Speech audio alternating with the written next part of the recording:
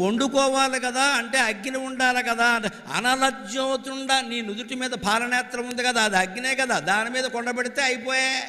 అదేమిటయ్యా మాంసం ఉడుకుతుంటే కాస్త నీళ్లు పోయాలి కదా, నెత్తి మీద గంగ ఉంది కదయ్యా, గంగాతరంగ అన్నారు కదా, గంగ ఉంది కదా, ఈ నీళ్ళు అందులో పోస్తే అయిపోయాయి.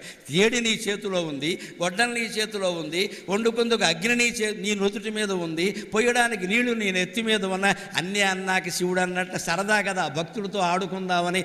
గిన్నె లేదయ్యా, no dining table and plate, మరి తినాలంటే ఉండాలి కదా. పళ్ళెం లేదయ్యా, అదేమిటిది, చేతి పునుకన్ భక్షింపగా బ్రహ్మకపాలన్నీ చేతిలో ఉంది కదయ్యా, అందులో పెట్టుకుని తినచ్చు కదయ్యా. ఈ బోయవాడు పెట్టిన ఎంగిలి మాంసం తినడా నీకేం కర్మయ్యా అన్నాడు. ఇటువంటి చమత్కారమైన మాటలతో మన మనస్సును భగవంతుడి మీద లగ్నం చేయొచ్చు, భగవంతుడి మీద లగ్నం చేయొచ్చు. ఇవన్నీ తేలిక భావాలు అనుకోకండి. ఎంతసేపు మంత్రశాస్త్రం చదివితే, ఏదో శివసహస్రమో విష్ణు సహస్రమో చదివితేనే గొప్ప అనుకోకండి. ఈ తెలుగు శతకాలన్నీ కూడా మీ మనస్సుని పక్కకి వెళ్ళనీయకుండా భగవంతుడి మీదే లగ్నం చేస్తాయి ఖచ్చితంగా. ఇవి అపూర్వమైన భావాలు ఇవన్నీ కూడా.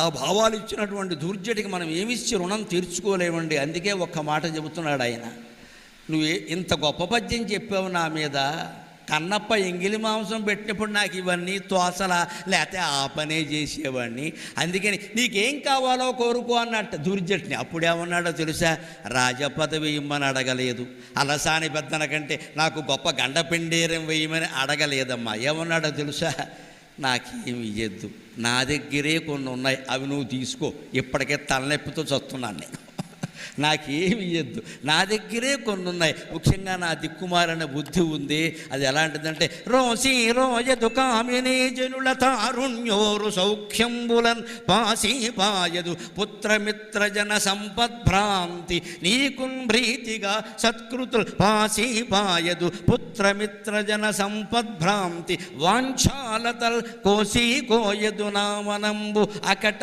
నీకున్ భ్రీతిగా సత్కృతులు చేసి చేయదు దీని త్రుళ్ళడపవే శ్రీకాళహస్తీశ్వర. మన మనస్సులో ఉండే బలహీనతలు, చాపల్యాలు అన్నీ పద్యం రూపంలో చెబుతున్నాడు, గమనించండి. రోసి రోయదు కామినీ జనుల తారుణ్య ఉరు సౌఖ్యంబులన్.